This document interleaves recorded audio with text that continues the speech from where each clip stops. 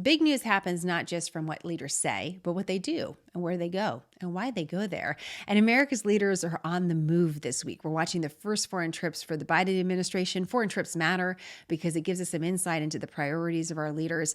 President Biden midweek will be heading to Europe, but Vice President Harris is already in Guatemala. And to understand why she's there, we have to talk a little bit about the U.S. southern border. Big picture, what you should know is that we're already seeing a history-making year at the southern border. The highest number of encounters, and I'll explain what that means in just a moment, than we've ever seen in modern data collection, and that's going back about 2 decades. In the month of April alone, 178,000 people were encountered at the U.S. southern border.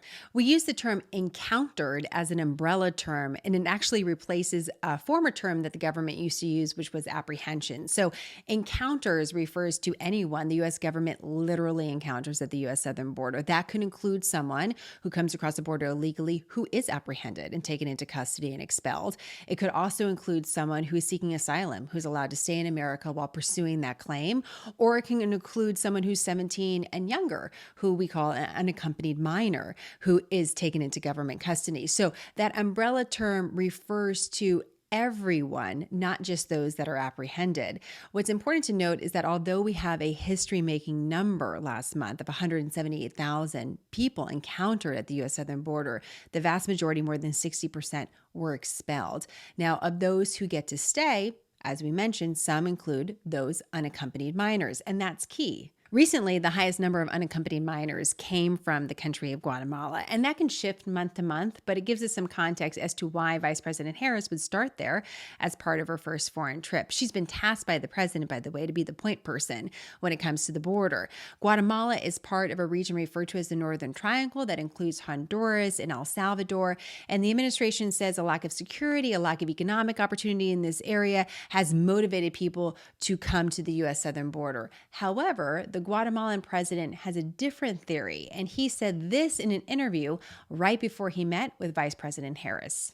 The message changed too. We're going to reunite families, and we're going to reunite children. The very next day, the Coyotes were here organizing groups of children to take them to the United States. We asked the United States government to send more of a clear message to prevent more people from leaving. Okay, let's pause there for just a moment. We have to remember that foreign leaders are keenly aware of our domestic political debates, and there are plenty of critics who blame the Biden administration for what's happening at the border. But we shouldn't just pay attention to critics. Journalists have spoken to people who have made the trip to the southern border who say one of the reasons why they're coming now is that they believe they would be met with a more lenient policy with the new administration. Listen to what Vice President Harris said today. I want to be clear to folks in this region who are thinking about making that dangerous trek to the United States-Mexico border. Do not come. Do not come. The United States will continue to enforce our laws and secure our border. Vice President Harris will be traveling to Mexico as well as part of her trip. And the big background to all of this is that we're expecting some new numbers from U.S. Customs and Border Protection about what the month of May looked like at the U.S. southern border.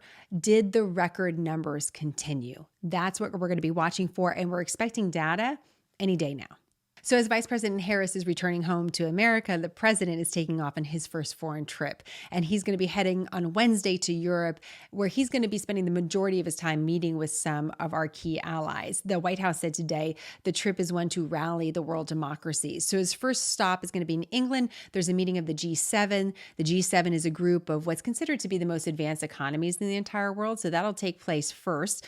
The president is also going to sneak in a meeting with Queen Elizabeth, just a side note, before he heads to Brussels, where NATO is headquartered. NATO is, of course, this major defense alliance that the United States is a part of. He'll partake in meetings there before his final meeting, which is going to take place in Geneva, Switzerland, a face-to-face meeting with Russian President Vladimir Putin. That doesn't take place this Wednesday, but a week from Wednesday. And since a lot can happen between now and then, I just want to lay out his agenda, and we'll dig in deeper as the president stops along the way.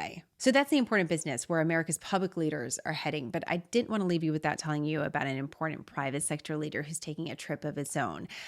Amazon founder Jeff Bezos has decided that he is going to travel to outer space this summer. He will be traveling on a craft developed by a company he also founded about 20 years ago. And so my question for you is, if you were the richest person on the planet, worth upwards of $200 billion, depending on the day, would space really be the first place you would head on a summer vacation? I'm just curious. Would it be top of the list, like an 11-minute trip to space? I'm just wondering, you have unlimited resources. Where would you go?